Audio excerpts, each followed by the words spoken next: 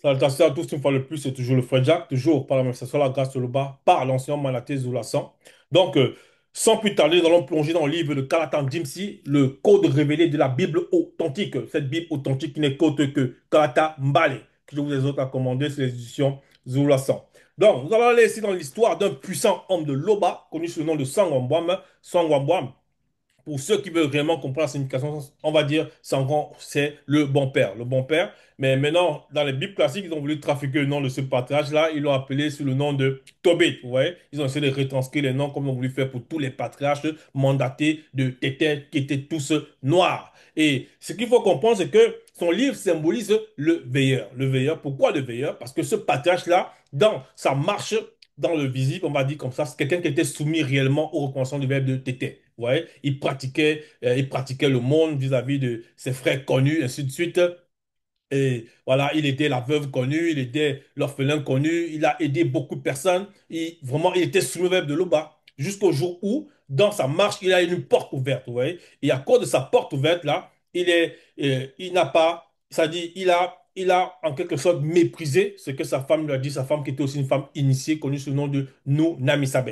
Et par rapport à cette porte ouverte-là, on va dire comme ça, il a des oiseaux, lorsqu'il était, par rapport à ses tribulations, c'est sûr parce qu'il était, il y avait un roi avant, à son époque, un de ses contemporains, un roi contemporain, mais c'était un roi sorcier non initié de premier ordre, ouais, un sorcier non initié de premier ordre, qui était tellement méchant que lorsqu'il s'est rendu compte que Sangam pratiquait des actes bien selon le verbe, par exemple, il récupérait les cadavres des personnes qui ont été assassinées par ce roi-là, fait assassiner par ce roi, et qu'il allait les enterrer. Donc, les personnes étaient les hommes noirs non initiés qui ont été assassinés, fait assassiner par ce roi. On va dire comme ça. Et lorsque le roi a pris cela, il a dit non, je vais chasser cet homme. Vous voyez? Donc, il a envoyé des personnes pour traquer ce patriarche. Et ce patriarche était en exil. Plus tard, il revient de l'exil. Et dans cet exil, on lui avait d'abord confisqué tous ses biens, tout ce qu'il possédait. Et lorsqu'il revient de l'exil, on va dire, par le fait que son neveu, son neveu qui était un peu en sorte comme une forme de régent de l'administration dans le territoire, maintenant sous le fils de ce roi sorcier, là, parce que le roi sorcier était mort, maintenant c'est un de ses fils qui avait hérité. Et maintenant, le neveu du patriarche Sangambam, il a intercédé auprès de ce nouveau roi, ouais, pour que son oncle puisse revenir. Lorsque son oncle revient, son emblème, voilà, on lui a pas redonné, on lui a pas restitué sa richesse ici. Donc sa femme devait aller travailler. Et lorsqu'elle a travaillé, elle a rapporté le gain de ce qu'elle a manifesté par son travail dehors. Et lui il n'a pas cru, puisqu'elle est revenue une fois avec un chevreau, il n'a pas cru. Et il y a une sorte de brèche qui s'est ouverte dans une sorte de tension. Voilà. Et on l'a dit, à cause de ça, maintenant, lui, il a les yeux, vous voyez, à cause de la porte ouverte qu'il avait, les, les oiseaux, la fiente d'oiseaux entrée dans ses yeux, et il est devenu aveugle. Quoi qu'il a essayé de voir les médecins, ainsi de suite, il est devenu plus tard aveugle, vous voyez. Et lorsqu'il est devenu aveugle comme ça, il a ressenti cette profonde tristesse, cette amertume-là. Alors, il prie maintenant Loba pour que Tété, dans sa grâce, puisse permettre, par son verbe, qu'il puisse quitter le visible. Parce que lui, il dit, il ne va pas rester là en état aveugle. C'est trop de souffrance pour lui. Vous voyez? Donc, là, dans le chapitre 7, il dit le même jour, dans le verset 1, le même jour, c'est lui qui parle sans moment. Pourquoi il dit le même jour? Parce que à la même époque, au même instant, une matriarche connue sous le nom de Wangé, elle aussi, elle a vécu des épreuves terribles, vous voyez. Et c'était des circonstances terribles par rapport à cette matriarche-là parce que elle s'est mariée 7 fois. Elle s'est mariée 7 fois. Et à chaque fois qu'elle épouse un homme, ou bien qu'un homme l'épouse, on va dire comme ça, ces hommes-là, ils étaient tués par un démon. Ils étaient tués par un démon, si bien que les gens, même autour de ces femmes, comme peut-être une de ses employés, ou bien une des employées de son père, s'est moqué de cette matriarche. Wandje, ça veut dire la reine. Vous voyez, ça veut dire reine. Donc, s'est moqué de cette matriarche-là. Et elle aussi, elle avait tellement de douleur en elle-même qu'elle a prié Tété pour que l'Oba, dans sa grâce aussi, puisse permettre qu'elle quitte le visible, ouais, parce qu'elle n'a pas il y a eu des pensées de suicide sont venues, mais elle sait que ce n'est pas bon son le verbe et ça allait faire aussi un déshonneur à son père. Donc, elle aussi, elle prie Loba pour que Tété puisse que Tété puisse aussi la libérer. Voilà. Donc, ainsi. Qu'est-ce qui se passe dans le chapitre 7, verset 1? On nous dit ici, le même jour, moi, Sangbambouam, je me souviens de l'argent que j'avais laissé en dépôt chez Wassele. Vous voyez? C'est pourquoi on comprend vraiment, on se dit le même jour, dans lui, de son côté aussi, après, dans sa prière, la matriarche aussi, elle a prié de son côté, quoi qu'il ne se connaissait pas encore. Ouais, il ne se connaissait pas encore parce que lui, ce patriarche-là, au moment où il parle là, il est à, il est à Wassé Djedou. Wassé Djedou, donc ça veut dire l'Afrique de l'Est, dans la ville de Difoum. Et cette matriarche-là se trouve à Wassé et Passé Mikondo. Ouais, Wassé et Passé Mikondo, c'est-à-dire en Afrique australe. Donc, ici, il nous dit, le même jour, moi, sans moi, je me souviens de l'argent que j'avais laissé en dépôt chez Wassele, dans Wassé et Passy Mikondo. Dans Wassé et Passy Mikondo. Donc, qui est Wassele? Wassele, c'est une connaissance à lui, dans une personne qu'il estime, à qui il avait fait un dépôt. Il a fait déposer de l'argent. On le voit ici dans le livre de Sangambouam, chapitre 1, à partir du verset 8, il est dit, jusqu'à sa mort, j'allais à Wassé et Passy Mikondo, dans la mort de qui ici? À la mort d'un roi. Vous voyez? Ce roi-là, qui était le grand-père, non, qui était le père du roi qu'il avait fait fuir. Le roi qui avait fait fuir, dont on a parlé tantôt, le roi sorcier, connu sous le nom de Sangwa Modi. Donc ce roi, ça dit, c'était un sorcier non initié du premier ordre. Et Sangwa Modi, il a succédé à son père. Et lui est devenu, il était tellement mauvais, Sangwa Modi, ouais. Donc son père, Fontele, il appréciait, il admirait, il appréciait euh, Sangwa Mwam pour son honnêteté, pour la façon qu'il était, c'était un initié, ainsi de suite. Et il faisait tellement confiance à Sangwa Mwam qu'il envoyait Sangomban faire des achats même pour lui dans d'autres territoires. Et c'est pour ça qu'il dit ici, dans le verset 8 du chapitre 1, jusqu'à sa mort, j'allais à Ouassi et passer Mikondo dans la mort de ce roi-là. Donc, jusqu'à ce que le roi décède, il continue à faire des achats pour lui. J'allais à Ouassi et passer Mikondo, Afrique australe, faire des achats pour lui. Point. Dans ce pays, virgule, je confiais un jour dans des sacs, virgule, 300 kilos de pièces d'argent à Ouassele, donc le frère de Moutate. Donc Wassele, ici, dans les Bibles classiques, dont trafiqué son nom, ce passage, on l'appelait Gabaël.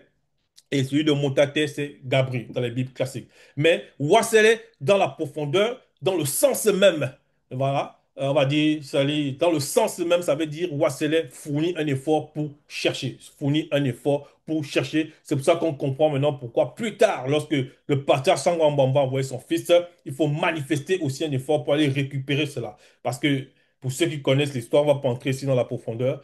Et il y avait maintenant, c'était plus, on va dire, la sérénité qui régnait sur le chemin entre Ouassé, dans la ville où il était, à Ouassé Djedou, c'est-à-dire à Difoum, pour aller à Ouassé Passé Mikondo, c'était plus le même. Depuis que le roi Fontelle était parti, son fils Sangwa Modi, qui était un sorcier lui-même, il a ouvert les portes, vous voyez, ce nouveau roi-là qui était sorcier, du premier ordre, il a ouvert les portes au monde occulte, ainsi de suite. Donc, même les bandits, les brigands ont commencé aussi à sévir sur le chemin. Donc, voilà pourquoi on nous parle ici du livre du Sangwambam, donc le veilleur. Mais dans ce chapitre 6, chapitre 7, verset 1, nous sommes toujours le verset 1, il dit ici, le même jour, moi, Sangwambam, je me souviens de l'argent que j'avais laissé en dépôt chez Wassele, dans Wassé et Passy, Mikondo, Afrique australe. Donc là, lorsqu'il parle là, c'est bien plus tard que les éléments où il a déposé l'argent se soient passés. Vous voyez? Ça, c'était à l'époque du roi Fontenay. Donc, il a déposé les 300 kilogrammes de pièces d'argent. Verset 2 nous dit ici, je me dis alors en moi-même, deux points, j'ai demandé d'entrer, puisque j'ai demandé d'entrer dans le repos des initiés, je ferais bien d'appeler mon fils Niengené pour lui parler de cet argent avant de quitter le visible. Vous voyez? Avant de quitter le visible. Donc, ici, là, c'est le patriarche qui dit que, et il sait qu'il a prié pour qu'il puisse quitter le visible. Mais avant qu'il quitte le visible, il faut qu'il puisse remettre ces 300 kilos d'argent à son fils Nyengene, en gros, en forme d'héritage. En forme d'héritage. Parce que ça, on montre par là que c'est un parent qui est consciencieux. Qui est consciencieux. Vous voyez? Quoique lorsque le roi sorcier non initié, connu sous le nom de Sangwa, oui, de Sangwa Modi, l'avait, on va dire, fait partir en exil. Ouais. Il avait saisi cette bien, ainsi de suite. Ouais. Mais néanmoins, ce patriarche-là, avant même que Sangwa Modi ne prenne le pouvoir, il avait eu, par la grâce de Tété, la sagesse d'épargner de l'argent. Il a épargné ça chez où? Dans un autre territoire. Il avait déposé à un homme de confiance, connu sous le nom de Wassele. On a donné l'explication de Wassele ici. voyez, donc ça veut dire que lorsque toi-même, ou bien lorsque nous sommes dans la parole, nous écoutons l'enseignement vers le bas, il faut aussi avoir le discernement pour savoir épargner au fur et à mesure lorsqu'on peut, parce qu'on ne sait pas de quelle façon ou à quel moment on peut ressentir une tribulation par rapport au côté financier. Donc il faut savoir épargner. Et là, on nous dit que lui, il a même gardé ça, ouais, et il va remettre ça en héritage à son fils, les 300 kilogrammes d'argent. Donc il faut avoir aussi ce discernement-là et cette sagesse. Il dit, je me dis alors moi-même, puisque j'ai demandé d'entrer dans le repos des initiés, je ferais bien d'appeler mon fils Nienguené pour lui parler de cet argent avant de quitter le visible. Point. Donc, verset 3, il est dit, donc nous sommes ici, Sangambouam, chapitre 7, verset 3. Moi, Sangambouam, je fis donc venir Nienguené et, virgule, et dès que celui-ci fut arrivé, je lui dit, deux points, quand je quitterai le visible, virgule, enterre mon corps comme il me convient, point. Parce que lui, le patriarche, il se dit que non, vraiment, il a vécu, il a respecté les lois de Loba, il a fait beaucoup de choses, ainsi de suite, toujours en se soumettant envers des terres, par amour. Il avait beaucoup de biens, tout ça, cela a été saisi, cela a été pris, les pachas en exil. Maintenant, son neveu, puisque le roi Sangwa Modi, plus tard, il a été assassiné, c'est-à-dire le roi Sangha Modi, il a été assassiné par deux de ses fils plus tard, parce que lui-même c'était un homme très mauvais. Et ces fils-là, eux-mêmes, ils ont fui. Maintenant, c'est un des, on va dire, un troisième, toujours un de ses fils, qui a pris le pouvoir. Et celui-là, il a mis le neveu, il a mis le neveu du patriarche Sangha comme, on va dire, comme administrateur des biens de l'État du territoire. Un peu comme une forme de premier ministre en quelque sorte, vous voyez. Et ce neveu-là de Sangha il a intercédé auprès de ce nouveau roi. Il a intercédé auprès de ce nouveau roi pour que son oncle puisse revenir. Vous voyez, pour que son oncle puisse revenir. Et lorsque son oncle était revenu, c'est-à-dire revenu chez lui à Diphôme. Donc, dans le verset 6, lorsqu'il dit, le verset 3, le chapitre 7, moi, Sangambam, je fis donc venir Niengené, et dès que celui-ci fut arrivé, je lui dis, quand je quitterai le visible, enterre mon corps comme il convient. Vous voyez, on l'a dit tantôt, il a reçu cette tribulation, il s'est dit, bon, il va quitter le visible, mais néanmoins, dans sa tête, il sait qu'il y a ces 300 kilos qu'il a laissés à Wasepassi-Mikondo, c'est-à-dire en Afrique australe, chez Wassele. Et il se dit, avant de quitter le visible, il va néanmoins dire cela à son fils. Mais avant maintenant de lui dévoiler même que cet héritage existe, il commence d'abord par lui donner des conseils. Vous voyez, comme un père initié, il commence d'abord par lui donner des conseils. C'est pour ça qu'il dit ici, quand je quitterai le visible, enterre mon corps comme il convient. Point. Respecte ta mère, virgule, ne l'abandonne pas aussi longtemps qu'elle vivra. Point. Efforce-toi de la rendre heureuse et de ne rien faire qui puisse l'attrister. Vous voyez? Donc, dans les conseils à son fils, il dit ici, qu'il a respecté sa mère, il ne doit pas l'abandonner. Non, sa mère, nous, Nami Sabé, qu'elle ne doit pas, il ne doit pas, c'est-à-dire lui, Nyangene ne doit pas abandonner sa maman. Ouais, il ne doit pas abandonner sa maman, il doit rester avec elle. Comme il a dit ici, il doit respecter sa mère. Il doit s'efforcer de la rendre heureuse, vous voyez, de rendre heureuse sa maman. Et il ne doit rien faire pour attrister sa maman. Vous voyez, donc il donne les conseils ici à son fils, en tant qu'un père initié qui pense que selon lui, là, c'est selon lui qu'il va bientôt quitter le visible. Bon. Maintenant, ce qu'il faut comprendre, c'est que cette initiation, c'est elle est importante sur le verbe. Ouais. Quoique lui-même, il est initié, Sangambouam, sa femme est initiée, Nuna Misabe, il sait que son fils aussi, Nyangene, est aussi un initié. Mais néanmoins, il lui donne encore des conseils. Ouais. Il lui donne encore des conseils en tant que père. Et c'est ça qu'on voit aussi, l'exemple dans le livre de Moutatedi. Dans Moutatedi, chapitre 3. Dans Moutatedi, chapitre 3. Qu'est-ce qu'il est dit ici? Moutate du chapitre 3. Dans cette partie, c'est intitulé Parents et enfants. Moutate du chapitre 3, partie verset 1, il dit, écoutez, enfants, les conseils de votre père selon le verbe de Loba. Et agissez ainsi afin d'être sauvés. Vous voyez? Agissez ainsi afin d'être sauvés. Ça dit que le père sait ce qu'il a fait et l'enfant, Nyangene, plus tard, il sait aussi ce qu'il a fait. Dans le verset 2, on nous dit, le verset 2 de Moutate du 3, car le verbe de Loba glorifie entre parenthèses, élève. Donc, élève, ça veut dire élève la personne. Le père initié dans ses enfants. Ouais. Le élève de l'Oba glorifie le père initié dans ses enfants. Donc, élève le père initié dans ses enfants. Donc, ici, là, ça veut dire que Sangambouam savait que les conseils qu'il donnait là à son fils, lui-même, il a pratiqué cela. Ouais. Donc, il faut respecter, il dit, il faut respecter ta mère, occupe-toi d'elle, ainsi de suite. Et il dit maintenant, D'abord qu'on enterre son corps comme il convient, parce qu'il y a une façon d'enterrer le corps, vous voyez, le corps physique. Il dit enterre mon corps comme il convient. Il y en a certains qui vont prendre les corps, ils vont brûler, ils vont dire non, il fallait incinérer cela, ah non, il fallait prendre le corps, il fallait le jeter à l'eau, on n'a plus assez de place pour les soi-disant, ils vont dire des cimetières, ainsi de suite. D'autres vont dire non, vraiment, je préfère qu'on brûle le corps là de cette personne qui m'était chère. Je vais la laisser, je vais laisser les cendres dans la maison, je vais poser. Mais tout ça, c'est brûler le corps d'une personne et mettre les cendres, aller poser dans une maison et chaque jour venir ouvrir, dire ah non, c'est son corps ici. Ça, c'est une abomination. Faut pas pratiquer ce genre de choses, ce n'est pas bon, selon la vérité. Toi qui dis ça à son fils, il faut m'enterrer comme il convient. Il lui parle de respecter sa maman et de s'efforcer parce qu'il sait qu'il y aura des tribulations. Il peut avoir des tribulations. Ça, c'est selon lui, son état de conscience, parce qu'il pense qu'il va sortir, il va quitter le visible. Donc, ici, Sangwambam. Il s'adresse à son fils Nyengene. Il dit, il ne faut pas qu'il attriste sa maman. Et on voit ici que dans le chapitre 3 du verset 2 de Moutate dit, orientation de la vertu, la sagesse, il est dit, car le verbe de l'Oba glorifie, entre parenthèses, élève le père initié dans ses enfants. Il a fait mis le droit de la mère initiée sur ses fils. Vous voyez? Donc, le fait d'élever, c'est-à-dire le fait de les recommencer à son fils, et c'est que si son fils applique ces recommandations-là, lui-même, quand on verra plus tard Nyengene, on va dire, waouh, ça c'est le fils du défunt Sangbamba. Bon, selon les consciences, quand on dit défunt ici, c'est dans le sens physique. Mais lui, c'est un initié, c'est qu'il va intégrer, s'il quitte le visible, s'il quitte le visible, là, c'est qu'il allait intégrer le royaume des initiés. Vous voyez? C'est-à-dire le séjour des morts, des conscients, donc des personnes qui, certes, elles quittent le corps, elles quittent le plan visible physique, mais elles vont entrer dans le séjour des initiés, dans le séjour des morts réservé aux initiés, dont là-bas il est néanmoins conscient. Vous voyez?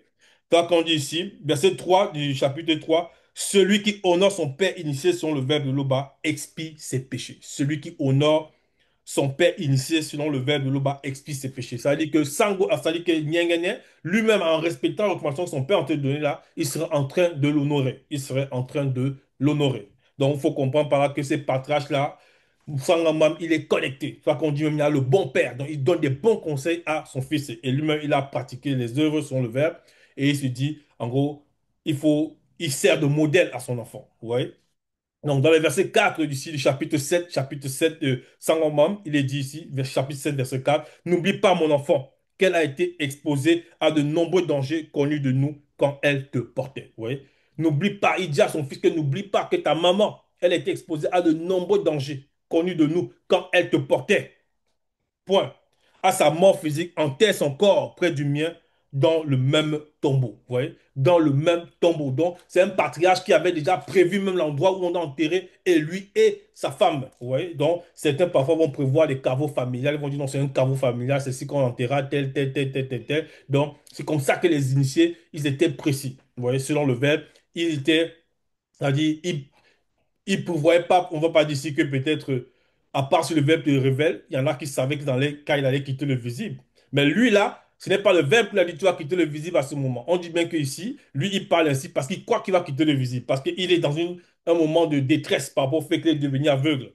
Ouais. Et il a prié là-bas pour qu'il puisse quitter le visible, qu'on puisse le retirer du visible. Et alors, il a dit, non, avant de partir, je vais apprêter l'héritage. Et avant de parler de l'héritage, je donne les recommandations à l'enfant. Ouais.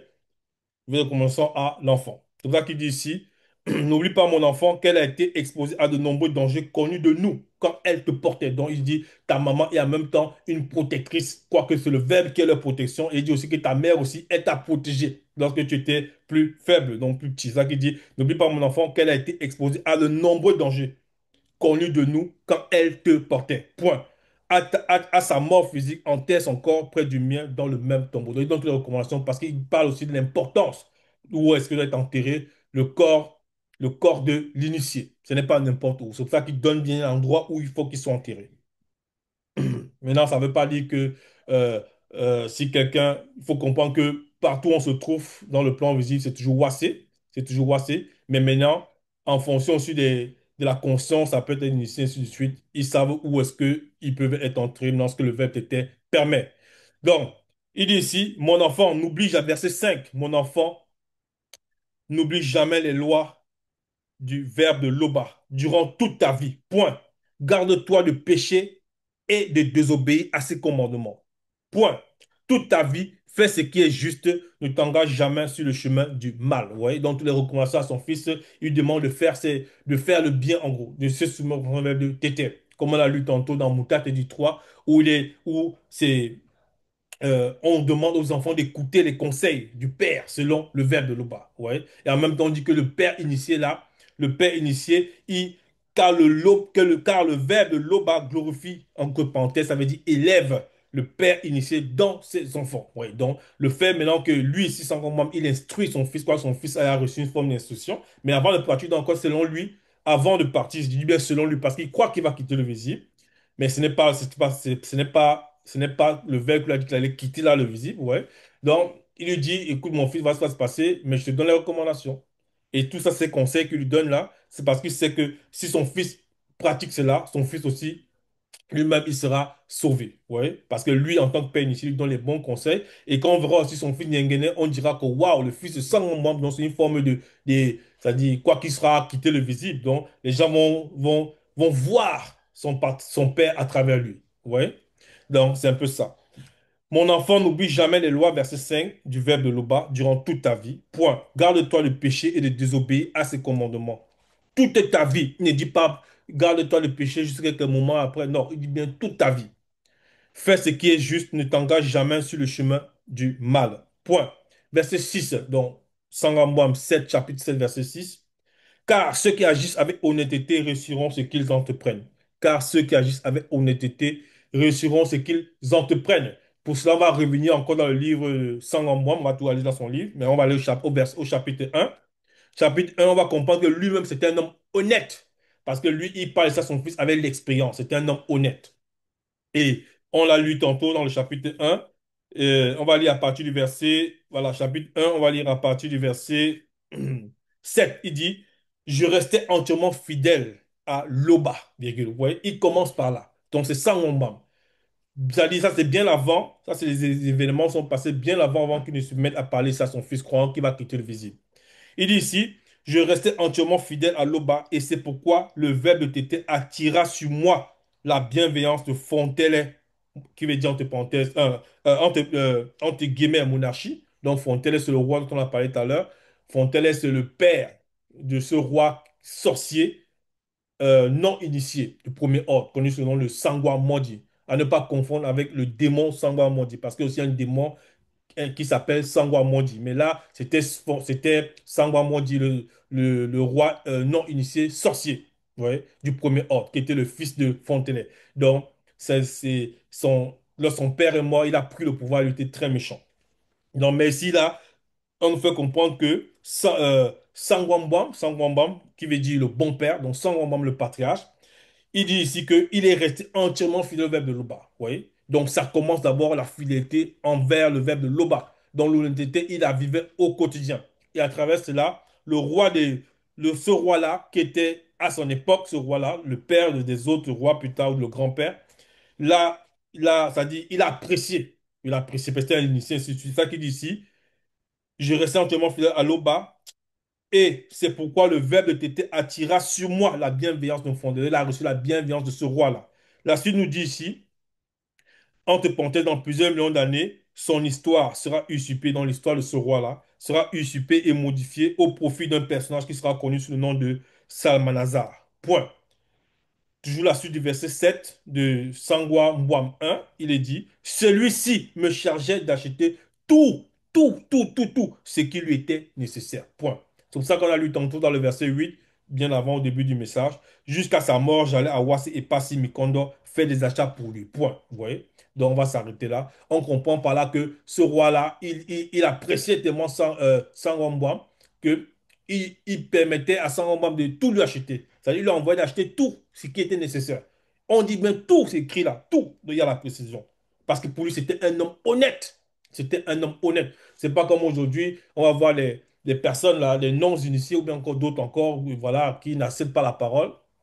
Voilà, ils sont dans les entreprises, peut-être l'employeur va lui dire, tiens, je vais te charger d'une mission, va m'acheter tel nombre peut-être de produits dans tel pays, et voilà, tu m'apportes la facture. Lui, il arrive là-bas, il voit ce qu'ils vendent, il dit, bon, écoute, change le chiffre là, si c'était, on va prendre un chiffre quelconque, une monnaie de la place, si c'est peut-être 1000 1000 de la monnaie la monnaie de ce pays, ou même peut-être 1 million de la monnaie de ce pays. Il dit, écoute, mais 1 200 000. Moi, je vais envoyer ça au patron là-bas et voilà, il va payer les 1 200 000. Les 200 là, les 200 qui sont au-dessus là, les 200 000 qui sont au-dessus là, bon, comme toi et moi, on sait bien que c'est 1 million, mais tu as mis 1 200 000 et le patron va payer 1 200 000. Nous, on va se partager cela.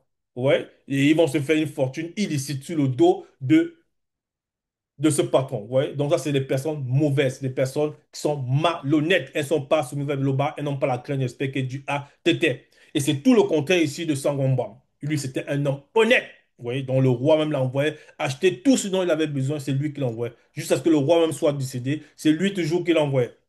Donc, on va qu'on revient sur le verset 7. On va dans le verset 7, il dit maintenant, avant de parler de l'honnêteté à son fils, il dit, utilisez tes biens pour aider généreusement tous ceux connus qui pratiquent ce qui est juste, virgule, et n'aie pas l'air de le regretter. Point. Ne te détourne pas d'un pauvre connu et le verbe de l'Oba ne se détournera pas de toi. Point. Oui. On l'a dit tantôt lui-même. Sangwambam, il donne les conseils que lui-même a pratiqués. Oui. Il a aidé la veuve connue, il a aidé l'orphelin connu, et il a enterré même les cadavres de ses compatriotes noirs, c'est-à-dire les cadavres des compatriotes noirs, des non-initiés, c'est-à-dire des hommes noirs qui n'acceptent pas le verbe, mais qui étaient quand même ses compatriotes, qui avaient été fait tuer par ce roi Sangha Maudit à l'époque où Sangha Maudit régnait. Ouais. Donc, il ramassait les cadavres de ces personnes, il allait les enterrer. Ouais. Et il a même donné de son pain et il a donné son pain à ceux qui en avaient, voilà, à ceux connus qui avaient faim. Il a donné aussi des vêtements à ceux connus qui étaient nus. Ouais. Donc, c'était quelqu'un qui pratiquait vraiment en même temps le monde, et ainsi de suite. On dit, mais à ceux connus, à ceux connus. Donc, c'est pas que tu vas te lever, ou bien on va se lever, le premier venu qui vient dire, tu peux m'aider là. Tu vois qu'il a peut-être quelqu'un qui va peut-être, on va dire, tu vois son corps, tu peux savoir si peut-être il prend des substances illicites, si d'autres vont se droguer, vont faire des choses comme ça. Tu dis, non, je vais donner telle pièce, je vais donner ça va l'aider. Alors que dans le fond, tu sais qu'il va prendre ça pour aller se droguer. C'est pour ça qu'on dit bien ici, les hommes connus, les hommes connus. Donc, il aidait ceux connus. Verset 8, il dit, accorde ton aide selon les biens dont tu disposes, qu'ils soient abondants ou non. Ouais. Accorde ton aide selon les biens dont tu disposes, qu'ils soient abondants ou non. Même si tu en as peu, n'hésite pas à donner un peu de ce peu selon le verbe. Donc, il est en train de dire ici, il doit avoir aussi manifester la bonté là, vous voyez. Il dit, accorde ton aide selon les biens dont tu disposes. Ça veut dire bien selon ce que tu disposes. Parce qu'il y en a d'autres qui vont se dire, non, tiens, ben, euh, euh, il a peut-être, supposons, il va dire, il a peut-être des moyens, selon lui. Il va dire, bon, il va prendre toute sa maison, il va vider toutes ses caisses, il va dire, je vais aller donner tout aux pauvres. Parce que c'est ce que je dois respecter le verbe, je vais tout donner aux pauvres. Et après, si lui a les enfants, il a une épouse, comment eux vont subvenir à leurs besoins? Vous voyez? Donc, il faut faire tout avec sagesse. Il faut faire tout. Fois qu'on dit bien, il dit ici, accorde ton aide selon les biens dont tu disposes. Vous voyez? Donc, il ne faut pas donner plus qu'on en a, de peur de se détruire soi-même. Quelqu'un peut dire non, il me reste, prenons l'exemple, tant si c'est la monnaie en euros, j'ai 1 000 € dans le compte, bon, je vais prendre les 1 000 €, je vais les distribuer aux pauvres. Et on va dire que non, je suis un homme bien, je vais entrer au paradis comme soi-disant. Non, ça c'est n'importe quoi. Le verbe va parler, envoyer quelqu'un faire cela parce que la personne, si les 1 000 € là vont lui permettre de payer son loyer, payer peut-être, c'est pas, à l'école, les enfants, voilà, la ration alimentaire avec la famille, ainsi de suite. Il prend tout ça, il va donner aux pauvres, mais après, chez lui, maintenant, c'est la famine, il y a la faim, et l'enfant ne peut plus aller à l'école, ainsi de suite. Ça va servir à quoi? Vous voyez? Donc, il faut tout faire avec sagesse. C'est pour ça qu'il dit, accorde ton aide selon les biens dont tu disposes, qu'ils soient abondants ou non. Donc, ça a été toujours en proportion de ce que la personne a. Même si tu en as peu, n'hésite pas à donner un peu de ce peu selon le verbe. Donc, ça va être toujours proportionnel à ce que la personne possède. Point. Verset 9. De cette façon, tu mets en réserve un trésor précieux pour les mauvais jours. De cette façon, tu mets en réserve un trésor précieux pour les mauvais jours.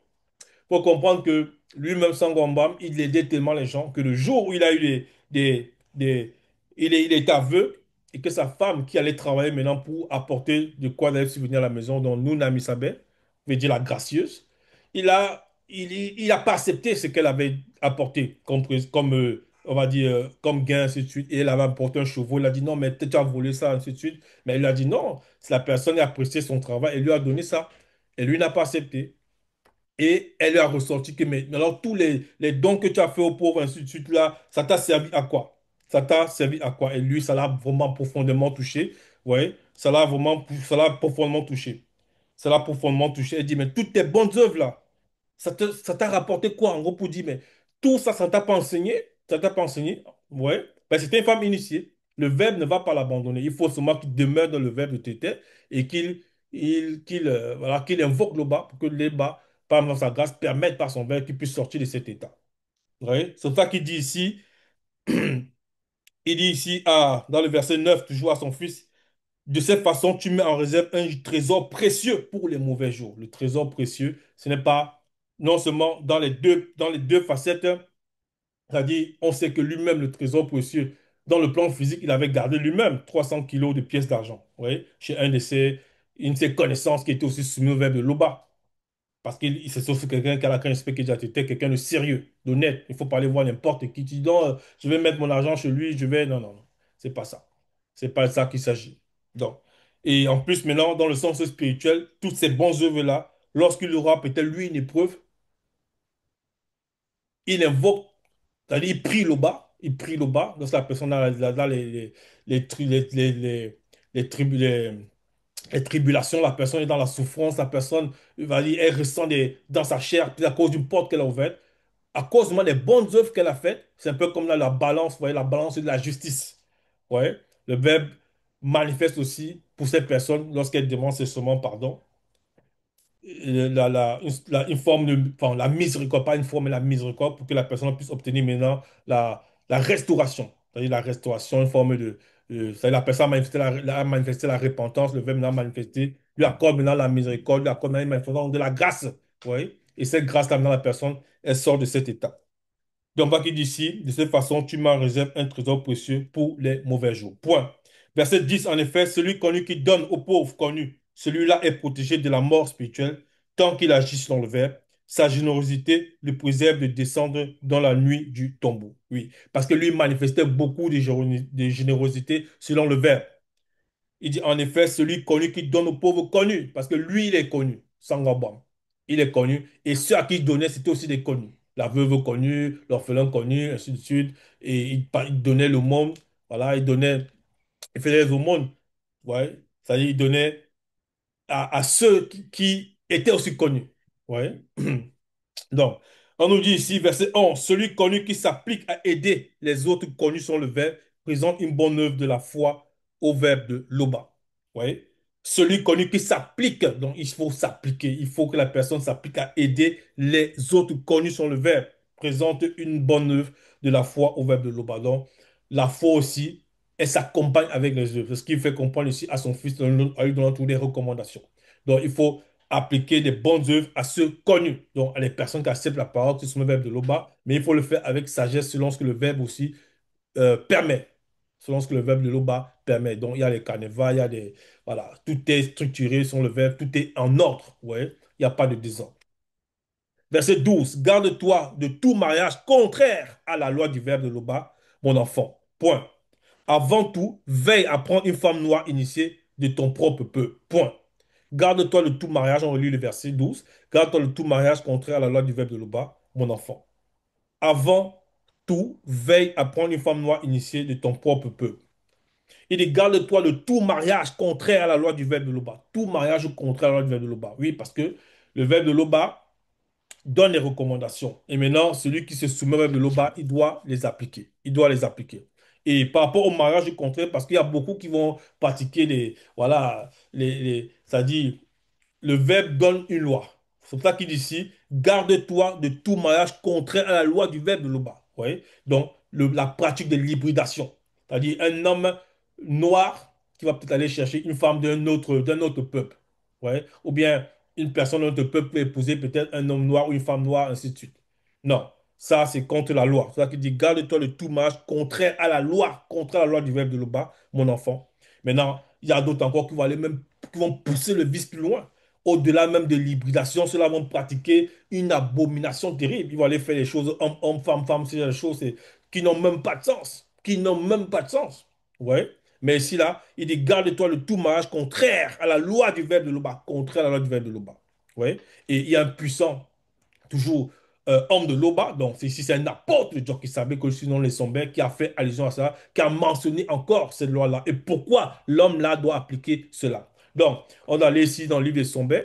On va dans Sombers chapitre 18.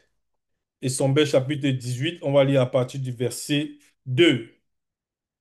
Donc, Sombers 18, verset 2, voilà ce qu'il est dit. Cependant, virgule, pour éviter spirituellement la colère du maudit Mabéko qui s'est dit, virgule, que chaque homme noir qui marche selon le verbe est pour femme une femme noire qui marche selon le verbe, virgule. Ouais. Et que chaque femme noire qui marche selon le verbe est pour mari un homme noir qui marche selon le verbe. Point. Maintenant, certains pourront dire, mais qu'est-ce que ça signifie? C'est quoi? D'autres vont dire, c'est quoi? C'est le racisme. Certains vont dire, non, c'est quoi? C'est la xénophobie. Et si je dis, non, tout ça, c'est selon la loi. C'est la vérité. Vous voyez? Et pourquoi c'est ainsi? Parce que qu'un homme déjà qui marche selon le verbe, il doit prendre une femme qui marche selon le verbe, une femme noire selon le verbe, si c'est un homme noir qui est selon le verbe, qui se met vers le bas, il doit prendre une femme qui marche selon le verbe aussi, noir comme lui. Pourquoi? Parce que ils vont se comprendre. Les deux, ils vont, c'est-à-dire les deux passent ensemble. Vous voyez? Donc il faut qu'il y ait cette conformité, les deux passent ensemble. Les deux passent ensemble. Maintenant, il arrive aussi, à l'époque du deuxième, où nous sommes, qu'il y ait des frères sans mêler, qui est le frère blanc. Maintenant, il faut que le frère blanc, il prenne aussi une femme qui marche aussi blanche, qui marche aussi selon le verbe. Et que ça soit un frère sans mêler, que le frère sans mêler prenne aussi une sœur sans mêler qui marche selon le verbe. C'est pour qu'il y ait, il y ait pas de, on va dire entre guillemets, pour que il y a la conformité. Vous voyez? Il faut qu'il y ait la conformité, il faut que les deux se correspondent, il faut qu'il y ait la correspondance selon la vérité. Donc, l'hybridation n'a pas de place dans la loi selon le verbe de téter. C'est les anges déchus qui, lorsqu'ils sont manifestés le plan visible, qui ont pris des femmes noires, non initiées de la lignée de Pongissé, et deux sont sortis, voilà, enfin, de cette hybridation, vous voyez. Donc, c'était un acte interdit, vous voyez, contre nature, parce que c'était les êtres spirituels. Ils ont pris, non seulement ces êtres spirituels, mais ils sont partis, c'est-à-dire, ils avaient la semence dénaturée, vous voyez, et ils sont allés avec des femmes noires non initiées. Ça a donné maintenant la race blanche, ainsi de suite, et plus tard, voilà, on connaît. Et les sangs mêlés sont venus de l'union, toujours des noirs, des femmes noires non initiées avec des, des blancs, ainsi de suite. Ouais. Donc, tout ça, c'est selon la loi spirituelle. Donc, le verbe dit ici que l'homme noir doit aller à la femme noire selon la vérité. Maintenant, si quelqu'un dit, oui, mais je suis un noir, est-ce que je peux aller avec une femme noire mais qui n'accepte pas la parole? Le verbe dit bien ici une femme qui marche selon le verbe. Si tu es un homme qui marche selon le verbe, ou tu es une femme qui marche selon le verbe, va avec un homme noir aussi. Si tu es une femme noire qui marche avec va avec un homme noir qui marche selon le verbe. Sinon, il y aura des tribulations, il y aura des problèmes dans le foyer. Lorsque tu vas vouloir prier, il va dire non, ne prie plus. Si tu es une sœur, il va dire non, pourquoi tu pries? Il peut dire cela. Pourquoi tu pries tout ça? Il va commencer à vouloir te sortir de la parole et vice-versa. Voilà pourquoi il faut que la conformité, il faut que la correspondance là, selon le verbe, puisse demeurer. Donc, on revient au livre de Sangambam, chapitre 7, verset 13, il dit, n'épouse pas une blanche ou une sang mêlée, entre parenthèses métisse, une femme qui ne soit pas de la tribu de ton père, car nous sommes les descendants de Batopéda Moudi. Vous voyez? Donc, il dit ici qu'il faut que ta descendance doit garder la lignée, on doit garder cette lignée-là. Vous voyez? Donc, il y a cet ADN-là qui doit rester. Verset 14, n'oublie pas que nos ancêtres les plus lointains, virgule, Wumse, Sango, Yololo et Tindi, ont tous épousé des femmes noires. Oui, dans les Bibles classiques, ils appellent ces patriarches-là dont tu l'as parlé, si Wumse, Sango, Yololo et Tindi, ils ont trafiqué le nom de ces patriarches qui étaient tous noirs. Ils ont appelé ce nom de, pour, pour Wumse, ils ont dit c'est Noué, Sango, ils ont trafiqué, ils ont appelé Abraham, pour Yololo, ils ont trafiqué, ils ont appelé euh, euh, Isaac et Tindi, ils l'ont appelé Jacob. Vous voyez? Donc, mais les vrais dans ces partages, ce sont ici. Il lui dit qu'ils sont de cette descendance-là. N'oublie pas que nos ancêtres, avec A majuscule, dont les ancêtres initiés, qui étaient soumis au verbe de tété. Les plus lointains, Wumse, Sango, Yololo et Tindi, ont tous épousé des femmes noires. Ont tous épousé des femmes noires. Point. Verset 15, il leur fut accordé des enfants et la terre en possession. Il leur fut accordé des enfants et la terre en possession. Oui, parce que Moto, le premier homme, c'est-à-dire le premier homme noir, Moto, qui a en même temps la déentité et grandeur des choses, mais lorsqu'il se dépouille dans le plan visible, des termes sans inventés, crée son corps, c'est-à-dire son corps aussi physique, c'est noir. Donc, c'est l'ADN commun aux entités du grand ordre des choses. Vous voyez? Donc, ces partages ne pouvaient qu'avoir des femmes noires parce qu'eux-mêmes, ils étaient noirs. Il leur fut accordé les enfants et la terre en possession. Donc, Moto, c'est l'homme universel. Donc, c'est tout l'héritage universel, c'est à lui. Vous voyez? Donc, c'est normal que la descendance aussi puisse avoir, comme il dit ici, et la terre en possession. Point. Verset 16, on nous dit, alors mon enfant, donc il parle ici, il parle toujours à son fils Nyengene, c'est Sangwamba. Comme on dit là, la conscience, c'est dit, va quitter le visible, selon lui. Alors mon enfant, attache-toi selon le verbe à tes frères, Tombouane Bila. Attache-toi selon le verbe à tes frères, Tombouane Bila. Ne sois pas orgueilleux à l'égard des tiens, hommes et femmes de ton peuple, au point de ne pas vouloir prendre une femme en te prenant épouse parmi eux. Point. Parce qu'il y a des hommes, lorsqu'ils ont un peu, on va dire, ça arrive parfois à des non-initiés. Ça arrive à des non-initiés. Lorsqu'ils sont un peu peut-être célèbres, ils ont percé dans un domaine d'activité, ça peut être le sport, ça peut être la politique, ça peut être l'économie, peu importe les affaires, tout ça. Dès qu'ils ont un peu, selon eux, ils sont un peu à un niveau, ils ont atteint une sorte de statut dans la société. Ils disent non, moi je veux pas voir mes sœurs. Il me faut une femme d'autre couleur. Parce que pour lui, il dit non, je suis noir, tout ça. Non, il me faut, tu dois goûter à autre chose. Ouais. Et pour certains, on va peut-être dire c'est le complexe, d'autres vont peut-être dire c'est l'arrogance. Ils vont dire non, il me faut une femme d'autre couleur. Quoique je dis bien ici, ce n'est pas un message à caractère raciste ou racial, non. C'est selon la vérité. Et ça, c'est ce que le verbe dit ici, c'est la vérité. Il y en a beaucoup comme ça. Dès qu'ils ont un peu les moyens, ils disent ah non, il me faut une femme d'autre couleur. Les femmes noires, il va les mépriser, il va mépriser ses propres frères, ainsi de suite. Là qu'on dit ici, alors mon enfant, attache-toi sur le verbe à tes frères, Tombouane Bila. Donc Tombouane Bila, c'est un territoire toujours à Ouassé, ouais, donc Ouassé, Ouassé Mutonga, Tombouane Bila qui veut dire remporter la guerre, donc remporter la victoire. Ne sois pas orgueilleux, et c'est le second nom qu'on a de nos patriarches Tindi. C'est son second nom parce qu'il avait remporté dans le combat spirituel. Ouais, donc Tindi. Les Bibles classiques dont trafiqué son nom l'appelait Jacob. Ne sois pas orgueilleux à l'égard des tiens, hommes et femmes de ton peuple, au point de ne pas vouloir prendre une femme en te prenant épouse parmi eux. En effet, l'orgueil conduit à beaucoup de déceptions et à la ruine. L'orgueil conduit à beaucoup de déceptions et à la ruine. Vous voyez? Il y en a parfois qui sont tellement orgueilleux, ils vont aller prendre certaines femmes d'autres peuples et après, elles vont prendre toutes les fortunes, toutes les richesses. Ouais. Et ils seront ruinés. Ils seront complètement ruinés. Il y a beaucoup de cas. Il y a des footballeurs qui ont témoigné là-dessus, ainsi de suite, et beaucoup d'autres encore. De même, la paresse est source de pauvreté et de misère extrême, virgule. Elle est instrument de la famine. Point. De même, la paresse est source de pauvreté et de misère extrême. Elle est l'instrument de la famine. Il recommande à son fils aussi de travailler. Il faut qu'il travaille. Il faut qu'il travaille. De même, la paresse est source de pauvreté et de misère extrême. Lorsque quelqu'un est paresseux, ben, il sera pauvre. Il sera pauvre et il va vivre dans la misère. Là qui dit, elle est l'instrument de la famille. Donc, il demande à son fils d'être un travailleur, de respecter le verbe de l'Oba. Il a donné beaucoup de recommandations. Ouais. Là, c'est comme un patriarche.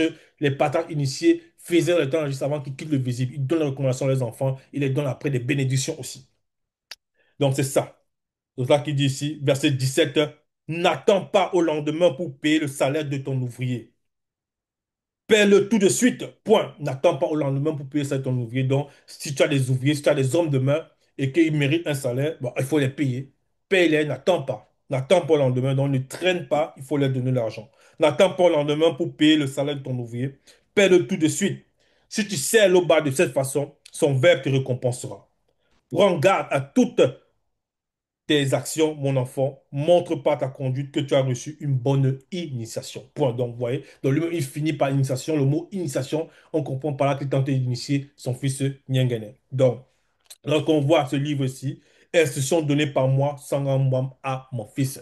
En cela, Tété se glorifie toujours. Ainsi soit-il.